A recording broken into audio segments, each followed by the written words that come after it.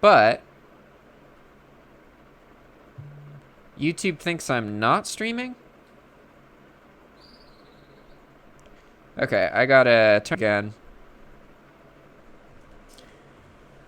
Okay, so now it should be working, but I'm gonna give it a couple minutes. And for any of you guys watching, feel free to ask any questions in the live chat. We've got some flexibility today. I don't have anything in particular that I'm trying to talk to you guys about, so I'm just gonna go with whatever people want to discuss in the live chat. I'll answer any questions, and I'll talk to any individuals who join. If you're interested in joining the live stream, there's a link in the Discord group, okay? So join the Discord group, and then keeps going to my old live stream. I be having some problems here.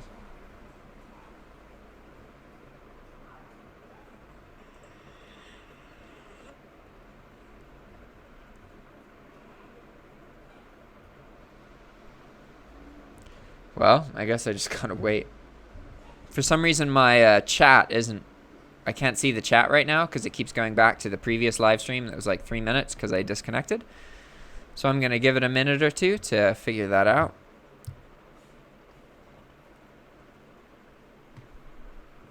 And hopefully somebody will join soon. Okay. There we go. Finally. Okay. What's up, Nas? Nas Noka. That's a cool name. I like short names. Maybe that's because my name's Jack.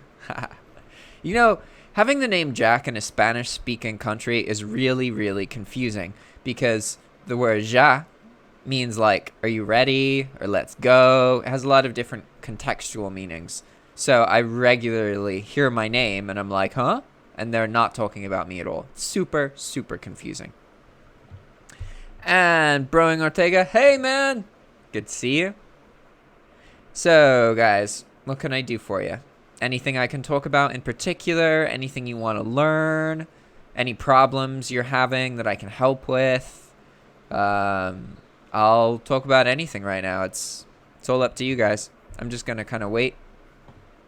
Good to see you again, Ortega. Or, sorry, Broing Ortega. Broing. Yeah, I haven't done the tip top video yet, but I will. I promise. I don't know how long it'll be because I'm about to go to Lyon this weekend.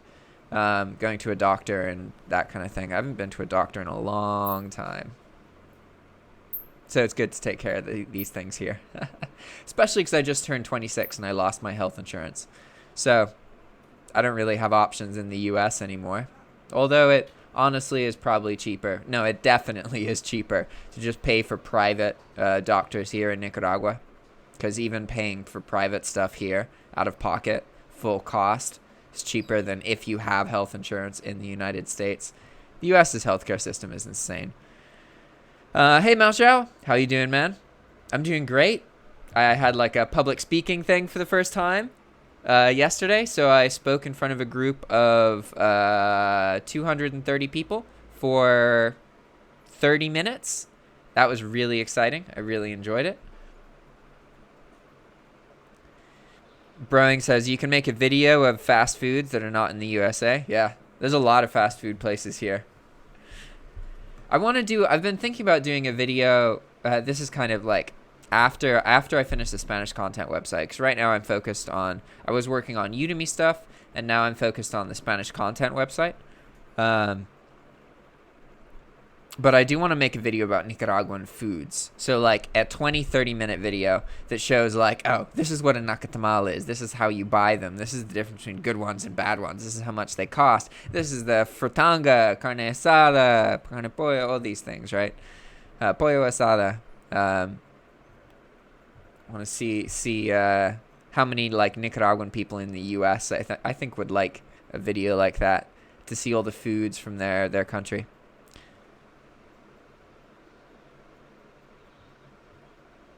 Try the Big Mac with 4 beef. There is a McDonald's here, actually. You're kind of making me want to go to McDonald's. I've been trying to eat more healthy. I don't really eat super unhealthy. I cook a lot, like at home.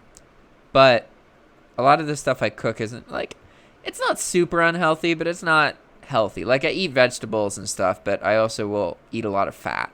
Lots of eggs, sausage, this kind of stuff. So, hey! Yes, we have a person. How's it going, Rita? If you can hear me.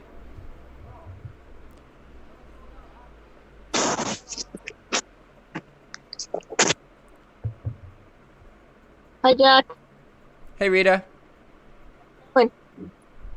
How are you doing? Anybody else here yet? No, not yet, but probably B will join later.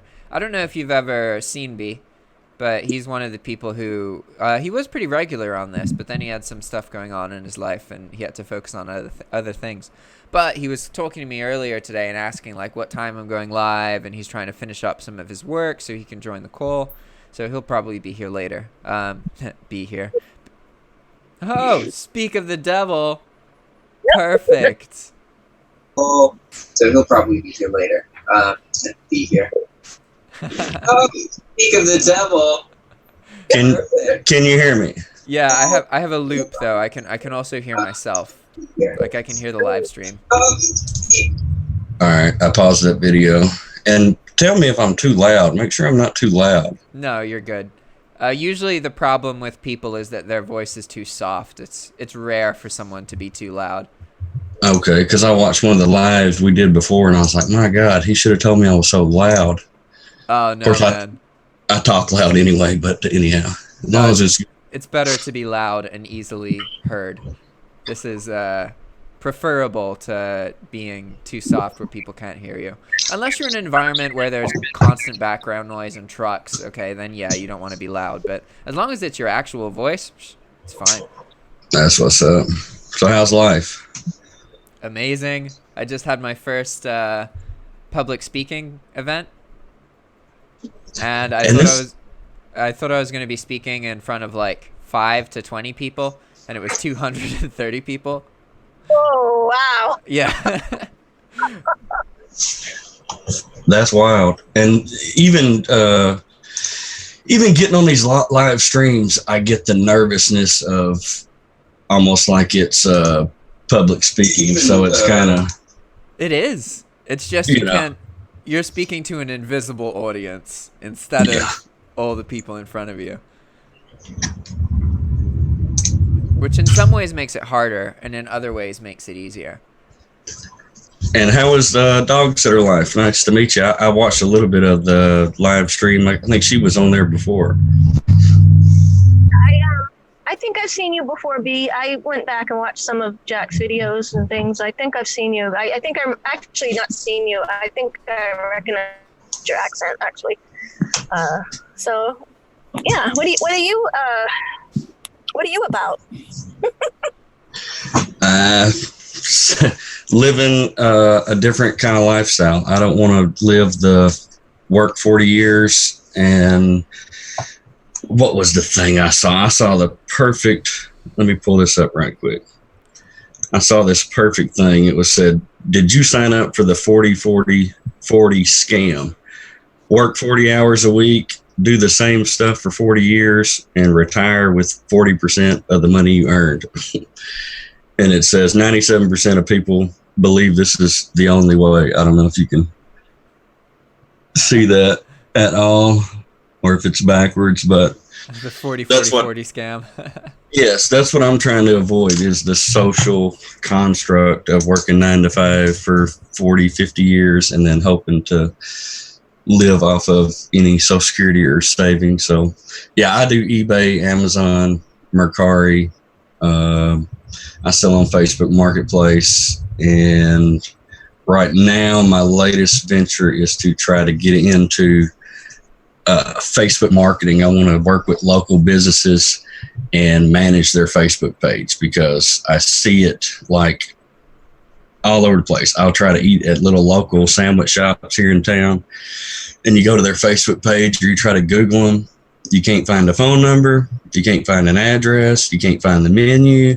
And I'm just like, man, this place has got the best food in town, but they got to No be losing online out on. presence.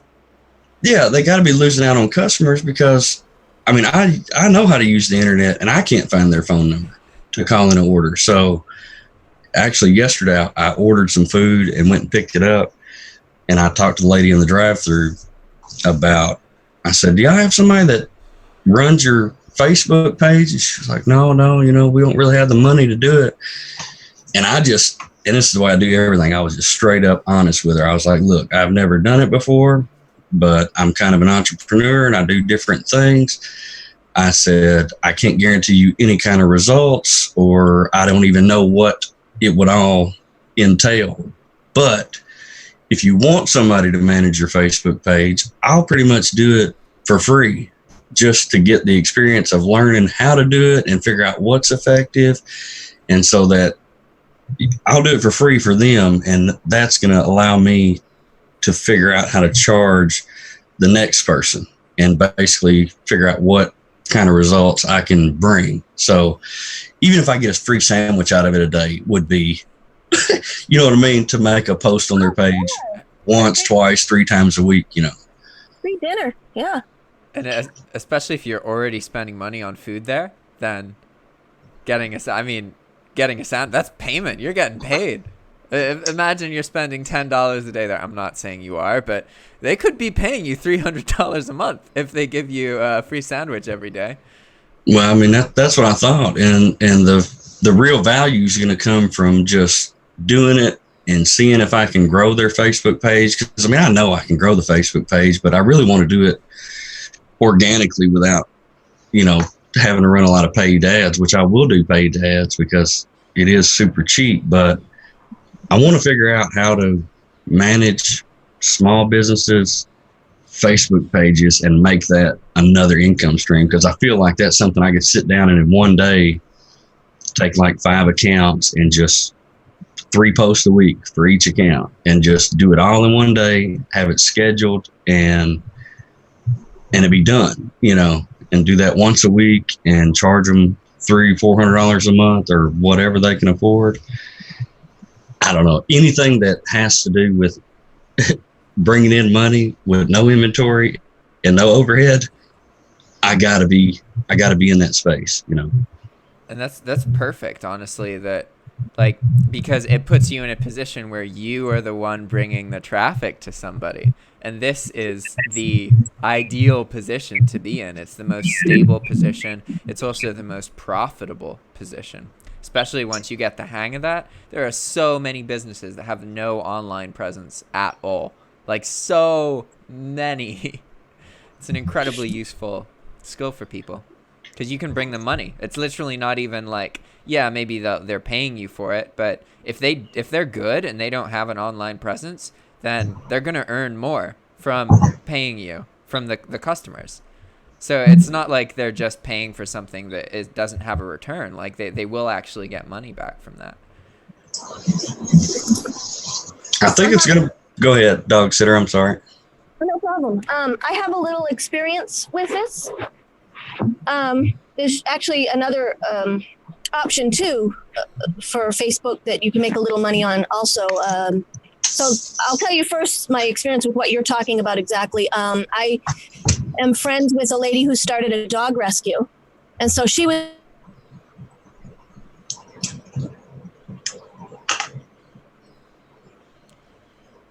We lost you, Rita.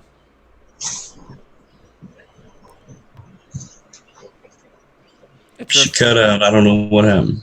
It's refreshing for me when other people have internet problems. I'm always the one with the internet problems.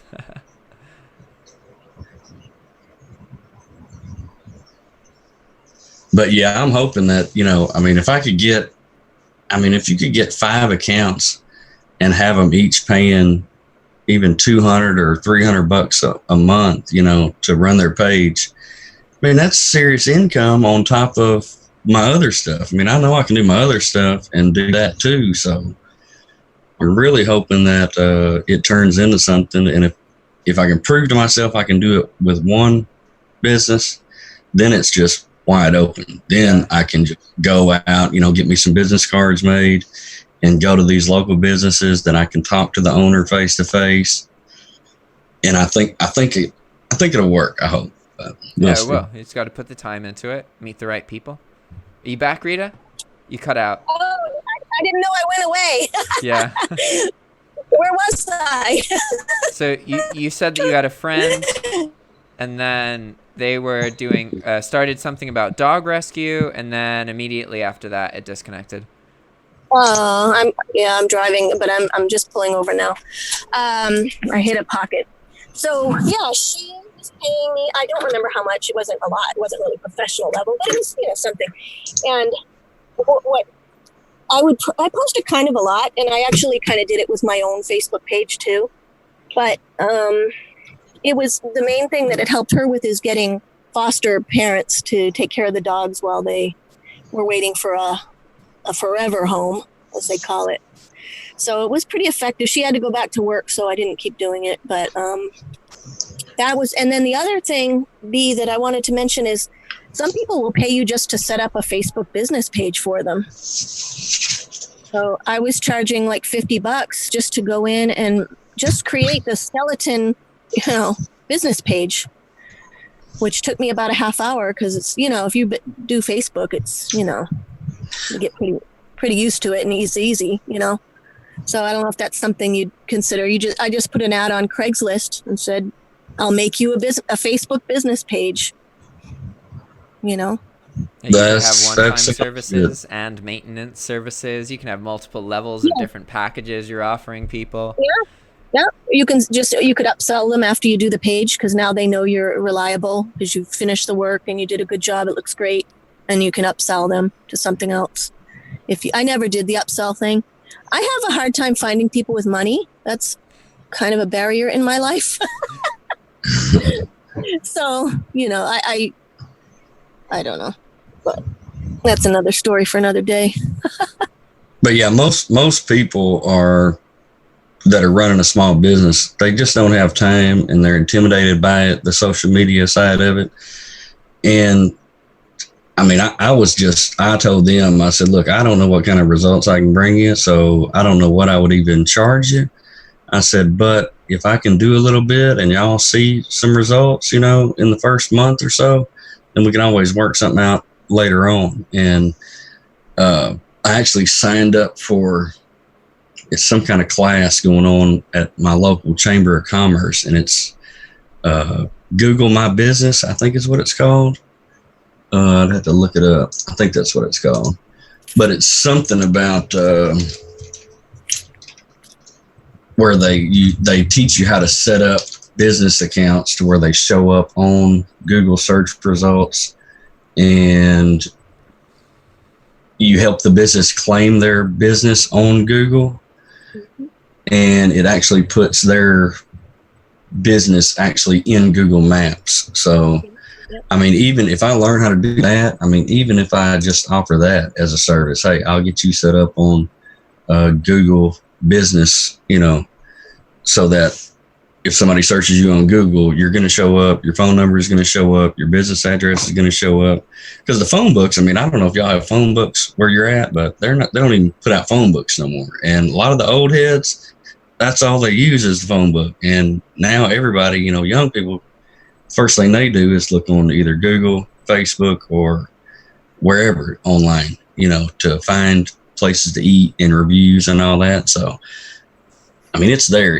This market's been there for for a while, but I'm trying to get in it, at least while I still can, while there's still an opportunity, Yeah, that opportunity is absolutely real. Because it's easy to think, it's been around for a long time, but the reality is a lot of people are intimidated, just like you're talking about. So even though, they've had 10 years realistically to get up to date and do these things and get some publicity, that doesn't indicate that they have, And then in countries like Nicaragua, that's even more true. It's so common here to not be able to find something online, and you have to know through word of mouth where it is. And you can look up the address to something, but maybe that address, the business has actually been closed for 2 or 3 years, or they moved and it was never updated. Right now, if you look for the Japanese embassy, it says that it's in one place, when in reality it's like 4 blocks west of that. It's like I mean, it's an embassy, you know, it's one of the major embassies. But that's really common here. And I would imagine the same is true for most rural places in the United States. Like, obviously, in the city, businesses are much more likely to understand, like, whoa, you know, if we're accessible online, we get like 30, 40 more clients a day straight away because, you know, we're in a city and people are hip. But if you're in a more rural place, it's not as immediately gratifying to do social media marketing because you don't necessarily know, you're not going to like get a bunch of people to come in on that very day, but you will increase your traffic, you know. So you can offer I think through Google My Business and also through Facebook you can offer coupons and things to get people, you know, to try out the restaurant or whatever. So there's a lot of options. And I even went as far and told this lady, I was like, look, now if you don't have the money and you don't want to hire somebody to do this, I said, I promise you can learn it for free. And all you gotta do is go to Google and look up Facebook marketing and you can learn all about it just like I am. I said, that's where I'm, learning how to do this stuff. And if y'all don't, want to, I said, you need to do it either way, whether you pay me or let me help you. I said, you can do it all for free, but a majority of business owners, if you're running a little small business, even just a small little sandwich shop, I mean, you got so much to worry about that's, the least of your worries. And most people don't want to do the research, don't want to learn, and they'd rather just pay somebody to do it. And I know it'll be hard for me to get it figured out and actually get some results at first, but once I get it figured out, man, then it's just a matter of adding clients and using the same kind of strategy with each one of them. And then it's just, to me, it'd just be money in the bank because, I mean, you can grow a following easy, man. I mean, especially with paid ads. But the only thing that worries me about doing Facebook marketing is figuring out what pictures and what content I can use without getting in trouble with copyright laws.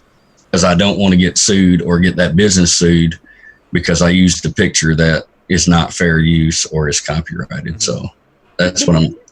The businesses oftentimes have pictures of some sort. They've taken them for other things, or they often have things that are usable. This can be part of your package too. You go in, take a couple nice photos. I mean, these little restaurants, I figure, take a picture of their daily special, make a little video or a image with a blurb and their phone number and address on it and just let it fly, and that be it. And I look at their Facebook and stuff and it's like, yeah, I mean, it's okay. You're getting 1 share and 2 likes, but it's just a picture of 2 pancakes on a plate, the lighting's terrible. And I'm like, man. And then they post pictures of their sandwiches and I'm like, nah, I just bought that sandwich yesterday and it looks better right here on my table than it does on y'all's picture promoting it, so they're not really doing.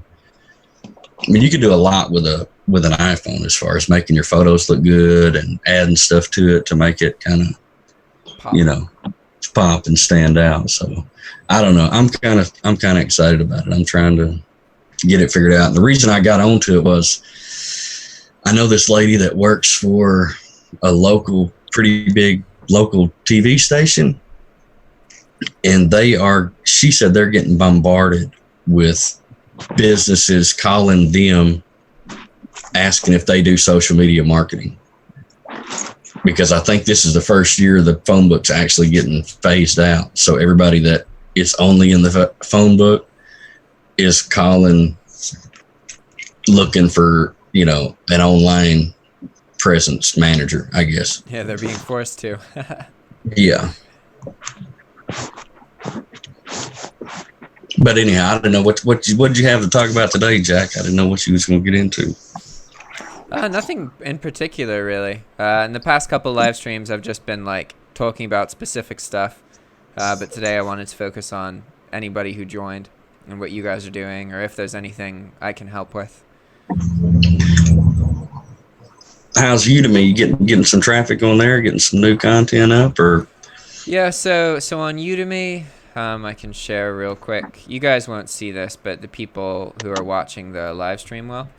So, as I've been talking about, my focus is getting an income stream that isn't reliant on another platform. So Udemy is not something I want to really, really focus on. But that being said, it is one of my bigger income streams, and historically, absolutely is my biggest income stream. But there were a lot of problems with like my courses, issues like that are really simple to resolve, but I didn't really know were problems in the beginning. For example, like none of my courses had assignments.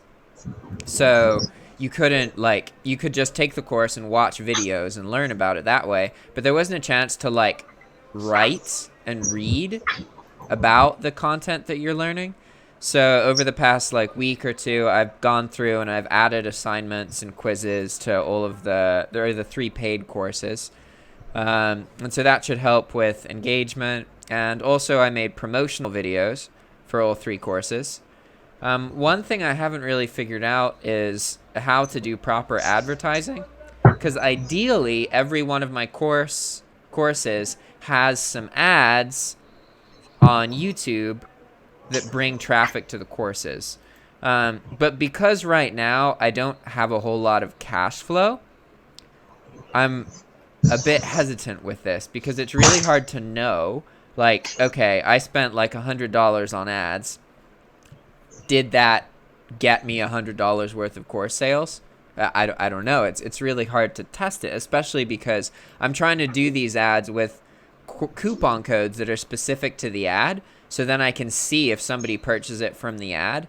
But the reality is that I'm setting the prices to be more expensive for these. So it's completely possible that a potential student sees an ad from me on YouTube, then watches my YouTube channel, and then engages with one of my courses that way, which leads to me getting a sign up from YouTube and having no evidence of the ad being effective, even if the ad was actually the thing that led to the sale actually happening, right?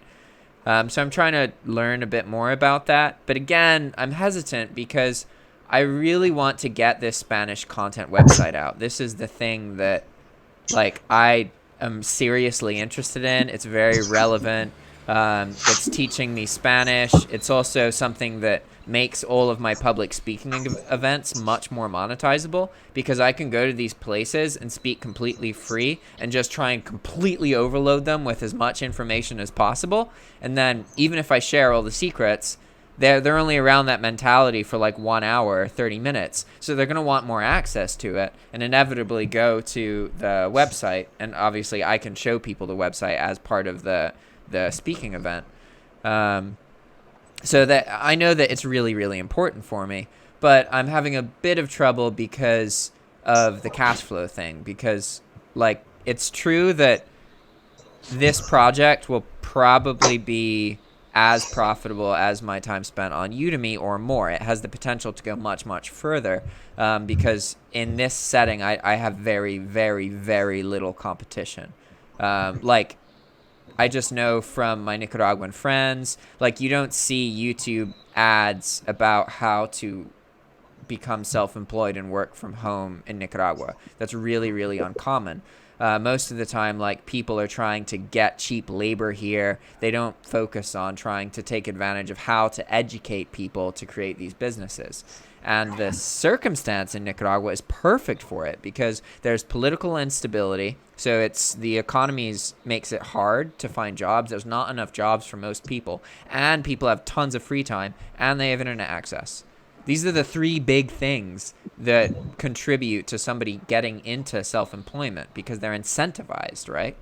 But again, it's going to take me another, like, even if I worked like 6 or 7 hours a day, it would take me like another month at least to get this out. And then it's going to take like a month or 2 after that before I start actually seeing some income. So I have to kind of figure out how I can get Udemy to get that like temporary like focus on it to get a bit more income from Udemy, while I'm then to buy me time so I can work on the Spanish content website to get it to the point where it's monetized. Because I know that once it's released, once I have the ad campaigns, like in this situation, I have no worry about the ad campaigns, because on Udemy, like it's harder for me to sell a course because it's not as specific, and doing marketing in the United States is expensive, whereas in Nicaragua it's 3 or 4 times cheaper, and I don't have much competition. So I'm very confident that I can run a successful ad campaign in Spanish to generate traffic for this content website.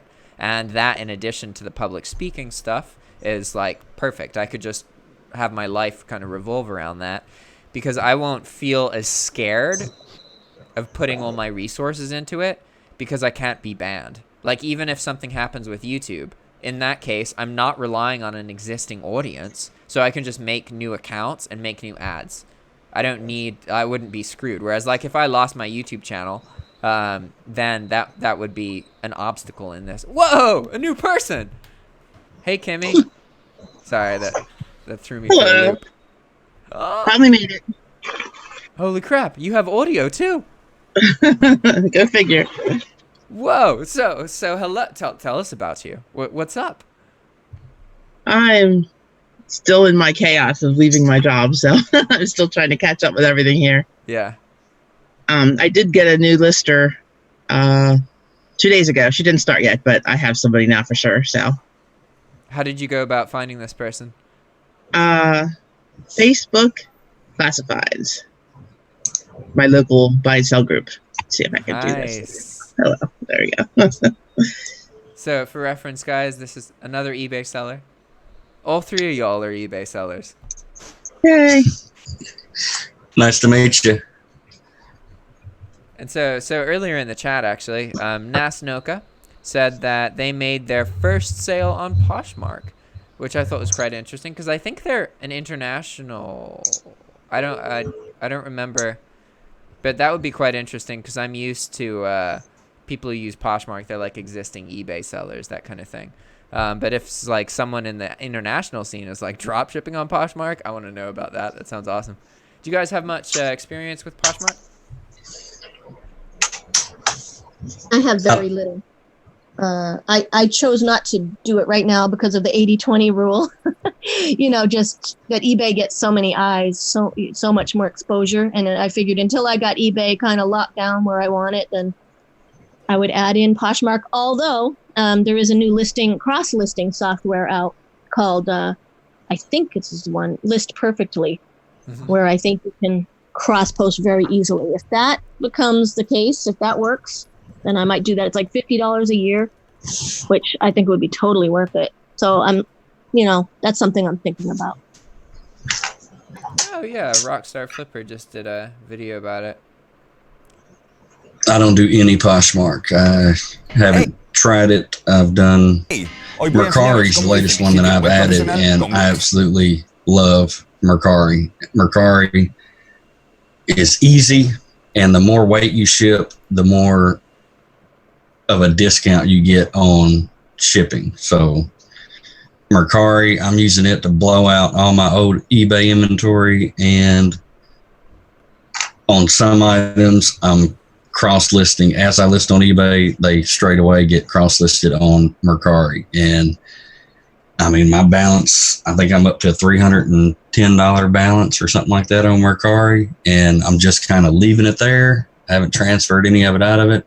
I'm just kind of leaving it there as an emergency fund for when the next crisis comes up. Because smart. I mean, just like when you were talking about Jack trying to do your Spanish language stuff, man, it's so hard to stick with something that's not making money.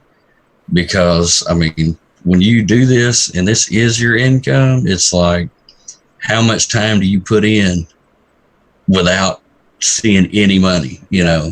I mean, there's stuff that I want to do. I mean, I want to make YouTube content and try to make courses and all this stuff, but it's just like, man, it's so time intensive, and if you're not getting any money for it, not only are you not getting paid for it, but your other hustles are suffering too. You know, if I'm putting in a lot of time making content, then I'm not listing, I'm not researching new products, I'm not doing any of the stuff that's already making me money. That's why I want to get if I can get the income streams strong enough and steady enough to where I can just have like one day a week to do whatever project that doesn't pay, but that I think in a long run would be good. That's the point I'm trying to get to. Like if I can get my income steady enough, give myself 1 or 2 days a week to go make content and do stuff I enjoy.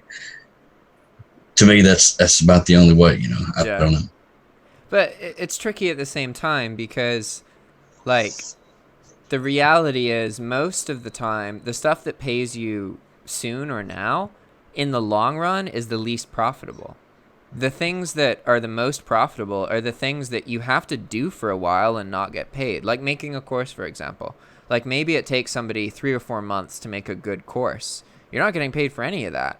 But then you can get paid every month for years after that. Like that's what happened with me. I launched my Udemy course. You know, I wasn't getting paid meanwhile. And technically, you could look at the year of content creation on YouTube prior to that as all preparation for the Udemy course. And it's true back then. So back then I was getting paid. I was getting paid like pretty decently for ad revenue. It's funny because my channel was way smaller, but I was earning like when I had like 4,000 or 5,000 subscribers, I was earning almost $600 a month on ad revenue. Now I earn like $200 a month. But that's just because the nature of my content changed. But what I'm trying to get at here is that like it's a mental game because we can think, yeah, it's not getting us the money now, but if you take a step back and look in the bigger picture, it's almost irresponsible to not do these things that get us the money in the future. Because if we want to be in a better position, then the key to that is the past self having put us in this position, right? You know? So like, and that's something that I'm starting to understand, that while it's true that I really value having a more casual work schedule and having flexibility, just having to work for an hour or two a day and then focusing on other things like hanging out with my friends, cleaning, maintaining my environment, working on things that contribute to my mental health and my emotional well-being. At the same time, I understand that right now, what would be best is if I focused working like 4 hours a day on this Spanish content website. But my kind of limitation is I'm so spoiled by my lifestyle that I have a really hard time doing that. But at the same time, I know that it is the answer. And so I feel frustration with myself because I know what I need to do. I'm fully aware and confident that it will lead to progress and everything that I need, but I'm not working on it that much. And so I get a bit frustrated with myself.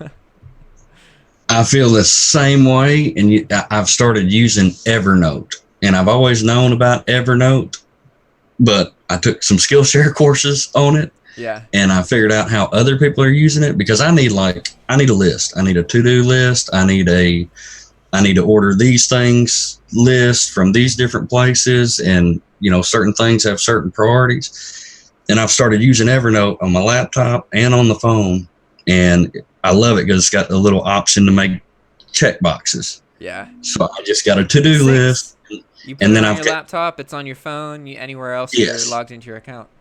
Yes, it's awesome because I can have a section that's priority and then a section that's a daily, you know, healthy lifestyle type stuff, just about 5 different things. And then my to-do list. And Evernote has really got me to where I feel like I'm making progress every day, and I can check those little things off every day. And it just keeps me at least on some kind of plan, because when I work, something always comes up every day that throws me off. And then it's like, man, my whole day's screwed. But now that I've got this list, I just go right back to the list and I'm going, which one of these one things can I do? Then once I do one thing, I feel like I'm back on track, you know. So I don't know. Evernote is pretty awesome. Yeah, maybe I should start using that again. I have a thing I use notes, but I like physical written things. There's something about like having it and being able to touch it. it makes it easier for me to conceptualize. Whereas if it's on my computer or my phone, in general, I try and spend less time on the computer and on the phone because so much of my life is looking at a computer screen. And there's an absolute correlation with like trouble focusing and too much time spent looking at screens. Like it's just constantly stimulating, and it becomes really easy to like sit down at your computer and just do things in response. And instead, what you should be doing is, before you're even at your computer, be like, okay, I'm going to go sit down to work on this specific thing, you know, and it's really hard to juggle that. But Kimmy, so tell us more about your situation, because you're trying to leave your job and transition into full-time eBay resale, right? Not exactly. I do Amazon FBA. I do eBay, and I kind of had tabled my eBay. I also have a dropship account and a regular reseller account. Okay, you're a different person than. Okay, yeah, I have a couple different things going on. But what happened was I opened a prep center about April. I started doing some buy and prep for some bigger sellers and some international sellers. Mm-hmm. And so that actually took off like crazy for me because where I'm at in Pennsylvania, it's a sales tax free for grocery and clothing. So a lot of the higher tax states can send to me and save, and basically it pays for their prep. They get free prep because, like, depending on the price point of the products they're ordering, it might be $1.50 they're paying to the state, and they're paying me $1.30 to prep it. Yeah. So they're actually making money by sending it to me. So that has taken off for me, and that is what had basically given me the ability to leave my job, because the numbers, like especially going into Q4, I knew I wasn't going to be able to just do that in the evening and still do my job, because I was an operations manager for a transport company, and it was, you know, kind of a 24/7 on call thing, you know. So if we couldn't deliver something, I would end up running it at night, like down to Ashburn or something like that. So that ended up just switching that all around for me, and so now I'm working from home and doing prep, and I do have a warehouse, but most of the time I'm working out of my house right now. I have a lot of my eBay. I purchased some overstock pallets earlier in the year too, because this was kind of a goal that I might do. And I thought, well, that way I have another sense of way of income coming in if this doesn't do well. But this has taken off so much that now I have basically, you know, 8 pallets of overstock that I got to try to deal with. So instead of it just costing me money to sit in a warehouse, I need to get that put on eBay. So that's where I'm at with that. So, and I'm still trying to grow the prep business, and going a lot of directions. Exciting. So can you share more about like the premise of how the prep business works? Sure. So Amazon has certain requirements that they want when they receive an FBA shipment. Mm-hmm. So they're going to want certain things have to be bubble wrapped, certain things have to be polybagged. At the very minimal, you put a particular SKU on your product if it's just a boxed item, and then you send that in that way. There is a way to do it that you would commingle it and not, but most people want to have their own SKU on it. It helps with inventory, with damaged things. If somebody sends in something wrong, you're not blamed for it because you have your own identifier. Yeah, and sometimes Amazon mixes inventory, right? So, because like correct. Well, you can send things in and say, I'm just going to go by the barcode. I don't want to add my own SKU, which technically sounds easier because you're not putting that extra label on. However, if somebody puts the wrong thing in, or if somebody puts in used product, they can't identify necessarily that it's yours or theirs. So that a customer gets that, it ends up putting a dent on your account versus putting it on, you know, the account that it belongs to. So if you identify your own things with your own FNSKU, you're good to go that way. So a lot of people, you don't want to do that. So say I have one customer that lives in an RV. She travels all over the US, and she orders her stuff online on sales on different websites, ships it to me. I prep it, send it in Amazon for her. So she eliminates all that. She doesn't have to deal with boxes in her RV or anything like that. And so she's going to do probably, I think she said around 650,000 this year on Amazon. So she has the margin to be able to do that. Plus she's in a high state tax. So basically anything over $15, it pays her to send to me. And you get to see all of the things that people are earning money from. Well, I do have a non-compete disclosure or thing like that. I have no interest in. No, I know, but that's like really useful because you're working firsthand with these products, and that Right, means right. that you are developing your understanding of what kind of products are good, and like what Right. these And the funny thing professional is I people are. have done FBA. I have done FBA for 3 years on my own. Mhm. And the reason I started this is because, when you do FBA, if you're not careful, you can end up with a lot of debt. And I was kind of spiraling that direction. I was doing rather well with the sales, but the things that weren't selling were what was killing my margins because I was using a lot of credit card. So the reason I started the prep was like, okay, I like doing that, but this way I can scale down my own buying and help other people at the same time. Yeah. But it is very interesting that now that I have a couple customers, how many people actually do buy from the same sales sites but end up with different products and they're really not competing. It's bizarre. It's such a big world, and even when you're buying from the same department store, it's coming, and it's just amazing, like what's out there that people don't grasp how big Amazon really is and how big the opportunity really is. So how do you find clients for this? What process do you have for that? I've just been talking. I have some mastermind. I have one mastermind that I'm a part of, and I had some people come to me through that. There's also some just FBA groups that I've just made friends with, and people found out that I'm doing it, and they're promoting me through word of mouth, things like that. So like Facebook groups? Yes. Mm-hmm. I did have one person that I reached out to through Instagram, and she has just taken off as far as doing trainings and things like that. So she has some clients that she sent my way of her own personal coaching clients. A lot of that's where my big international client came from, because he's actually in Honduras. Mm-hmm. So and of course it's easier for him. That's close to me. Wow. Right.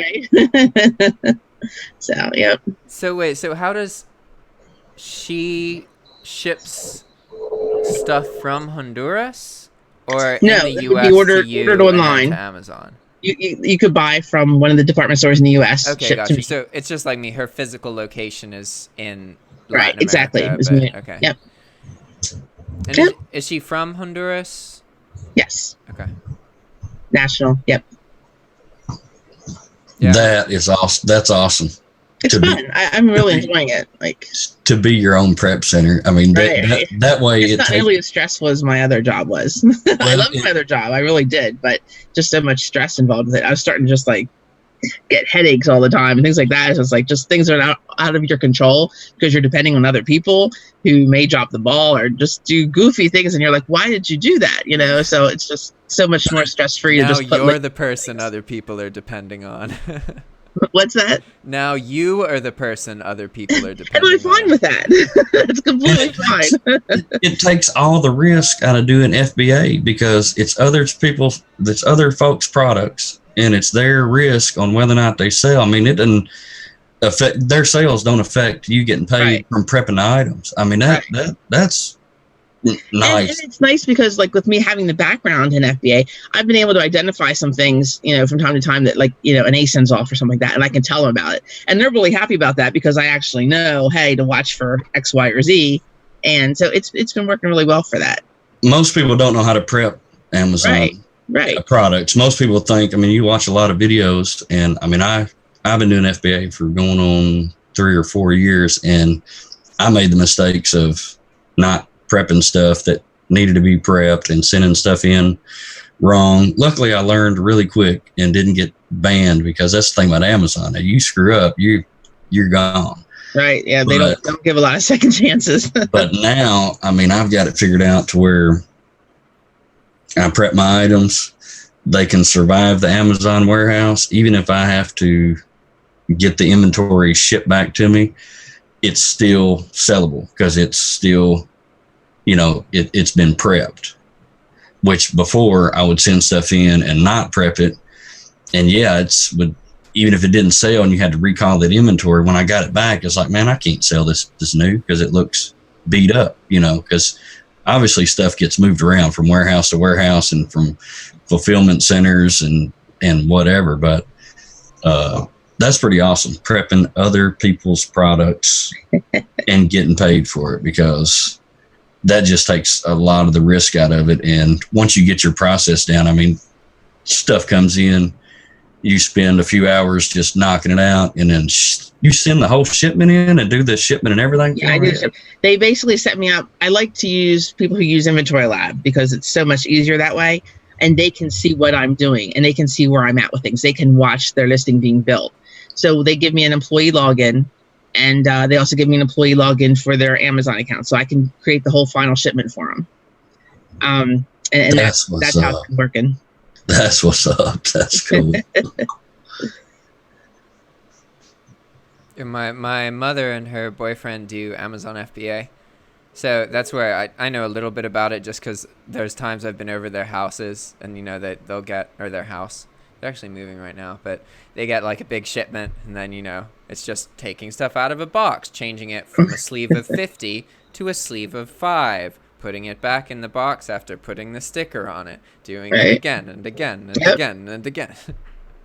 And it really appeals to people, especially if they have like young children. They don't want those poly bags all over the house, or, you know, maybe they just don't want the boxes all over the house. There's just so many things involved when you're doing the FBA flips and things like that. So, you know, I free up their space, and it's easy for them. They could, and I have one client that was just saying the other day, like, that her mental freedom has grown so much. Like, she's actually buying more and making better decisions because it's not all in her house, and she's not worried about, oh, I got to get this out. You know, it's just sitting here dead. You know, she's not worried about that. She just comes home and she finds more deals and sends it to me. You know, it's just freeing as far as, you know, the mind space. The first time you try to do and get into Amazon FBA, I mean, it will just melt your brain trying to get it set up and get it figured out. I remember my first shipment. I was like, what am I doing? Oh my God. You know, all that kind of stuff.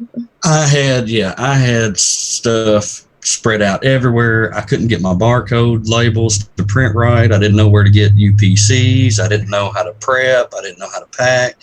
And like I said, but once you get it figured out, man, now Amazon is just, you order this stuff, you prep it, you send it in, and it's like, you forget about it, and you just keep track of inventory, keep track of inventory, and keep track of who's on your listing and who you're competing with. And I mean, when you get a product that sells on Amazon, man, it is true. The only problem you're going to have is keeping stuff in stock, because the sales velocity is just off the chart. Traffic. And I mean, what I do when I start to get low on inventory, I jack the price up. It's crazy to think that when I get low on inventory, I raise my price by $10, and then I'm selling, you know, half what I sold last week, but the profit's way higher. So I'm like, man, I could have been selling those past 50 units at the higher price and still made, you know. So I mean, it's crazy to think. Are you doing wholesale or are you doing private label? It's wholesale. Okay. I like to get in private label. I'm trying to get, well, I like to get into it, but I've got so many irons in the fire right now that I haven't done it. So. I'm actually working with a group that's doing, I guess they're specializing in private label, but like just small quantities, like just for people who've never done it before to get their feet wet. Someone named Amy Weiss is covering that. So I've been helping in her group, like, and I'm like the prep center that they're like questioning or everything like that. And they have some internationals that are learning. So they're using me to prep for them because, you know, it's just easier if you're in the US than if you're trying to ship something in from somewhere else. So I know they have, I believe, Australian clients, and I think another one's England, things like that. So it's kind of fun getting to see that in, because I've never touched private label. That's, you know, I've kind of been doing just the retail arbitrage and the online arbitrage. So I'm never more than like 5 deep in anything. So that's why when you were saying 50, I'm like, all right, you're doing a whole different model. Well, I've got 3 years of past history with this certain product. And the first year I sent it in, it started doing well, got some reviews, then it started taking off. And then my order time was about 2 weeks out. And I ended up, you know, the first year I ran out of inventory, and I'm like, man, I missed out on so much money because I was out of inventory, you know. And then sometimes you send a shipment in and it takes 3 or 4 days to get there. It takes 3 or 4 days to get checked in. Then you check it again, and it's getting transferred between fulfillment centers. And before you know it, you're 2 weeks out. You've been out of inventory, and you've missed out on 2 weeks worth of sales. But my second year, I did better. I actually took out a PayPal Capital loan and bought a ton of inventory, which was the wrong thing. I wouldn't do the PayPal Capital loan again, because you got to claim that loan as profit on your taxes, which I didn't know. which the rate on the loan was good. I paid like $126 for us. I think I got $6,000 to buy products. For and so the second $126? Yeah. Damn. That's it really was super. good. It was super cheap, and the PayPal working capital loan, I took it out, and it's linked to the eBay account, so that every time I made a sale on eBay, it took out a certain percentage, and before it deposited that money in my PayPal, it paid the percentage to the loan. So I mean, eBay just basically paid for the loan, but I was using it for Amazon inventory, if that makes sense. So the second year I did a little bit better, and this year I did not do the PayPal capital loan. I've got a credit card with a super high limit, and I just went for it this year. And a couple months before I knew this stuff was going to start selling, I mean, I went like deep, like $15,000, $20,000 deep on a credit card. And this year was either going to make me or break me. And my credit card's paid off, and I've got a ton of inventory still there, and everything's still selling. So it's like, as long as the debt's gone, I feel like I'm in the black, and the rest of it is pretty much profit. Even if you win on some, you lose on some products, but that's just the way FBA is. But I do love FBA, even though I pay like $20,000 in fees a year, it seems like. I've actually got to head out pretty soon. I can't do a full hour live stream today. Is there anything before I head out that anyone wants to cover, ask, discuss? I don't know, Jack. I'm gonna get on this social media marketing, man. I may just holler at you and brainstorm and figure out what would be a good strategy. I don't know. I just like to bounce ideas off people and see. I got to build something to show them what I'm thinking about trying to do, because I do think that is one of the things I do want to do is manage small businesses' Facebook pages. Yeah, because that takes the product out, that takes the shipping out, that takes fees out. It'll be a set rate a month, but anyhow, that's what I'm working on. Because really, even if the businesses are different, the process to getting them attention online is pretty similar. So. Yeah, I think you're onto something there, B. Well, I appreciate it. I hope we can get back on here and talk again. We'll start just blowing Jack's channel up with these live streams. Yeah, they're every week, and this is nice because there's actual guests. The past 4 of them. Okay, that's not true. There was 1 or 2 where some people joined, but it was weird because I thought that it would be like that in the beginning of starting these live streams, but there were actually guests for the first 4 or 5 live streams, and then there was a period of 3 or 4 live streams where it was just me talking the entire time.